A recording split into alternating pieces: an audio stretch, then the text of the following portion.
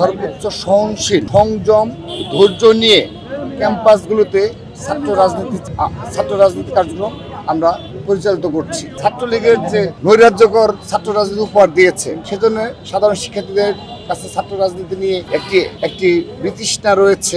এই July August আন্দোলনে কারা নেতৃত্ব দিয়েছে এবং এটার রেজাল্ট কিভাবে নেওয়া যায়, এই ধরনের প্রবণতা কিন্তু রয়েছে।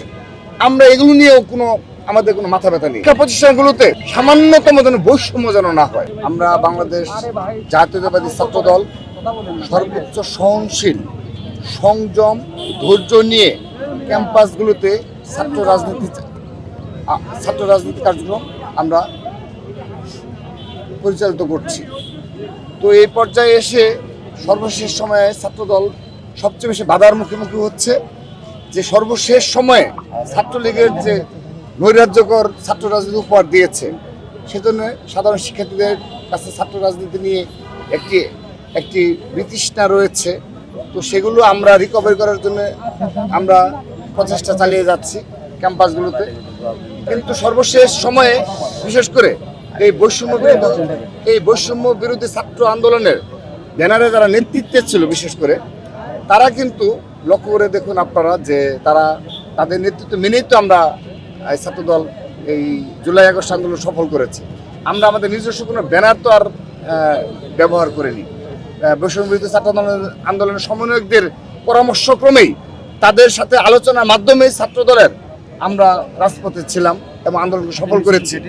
কিন্তু সর্বশেষ সময়গুলোতে এখানে একটি নেতৃত্বের প্রতিযোগিতা পরিলক্ষিত হচ্ছে।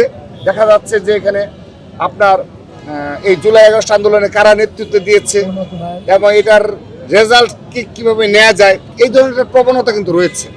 আমরা এগুলো নিয়েও আমাদের কোনো মাথা ব্যথা নেই। ছাত্রদল এগুলো নিয়েও আমরা কোনো স্টেটমেন্ট দেওয়া কিংবা কোনো দাবি দেওয়া কিংবা তাদের সাথে বসে যে কেন এরকম হচ্ছে, ছাত্রদল তো ছিল, অপরাপর ছাত্র সংগঠন ছিল, শুধুমাত্র এখানে কতিপয় সমন্বয়করাই কেন এই উপদেশটা কিংবা অপরাপরই হবে, আমাদের এগুলো নিয়ে সামান্যতম কোনো অনুযোগ নেই। কিন্তু ক্যাম্পাসে যখন অস্থিতিশীল পরিস্থিতি হয়, সেটার দায় কখনো এই বৈষম্যবিরোধী ছাত্রদের ব্যানারে যারা রয়েছে তারা এড়িয়ে যেতে পারে না। তাদের মূল কাজই হলো শিক্ষা প্রতিষ্ঠানে তারা নিজেরা পড়াশোনা করবে। তারা নিজেরা যেহেতু নিজেদের রানিং স্টুডেন্ট দাবি করে, তারা নিজেরা পড়াশোনার পাশাপাশি ক্যাম্পাসে যেন ছাত্রলীগের দূষররা কোনো আওয়ামী লীগের কোনো ষড়যন্ত্র যেন সফল হতে না পারে, ছাত্রলীগের যেন অত্যাচার নির্যাতনে যারা জড়িত ছিল তাদের যেন পানিশমেন্ট হয় এবং শিক্ষার যেন পরিবেশ সুনিশ্চিত হয়। মানে শিক্ষা প্রতিষ্ঠানগুলোতে সামান্যতম যেন বৈষম্য যেন না হয়, এই বিষয়গুলো দেখালো তাদের মূল দায়িত্ব।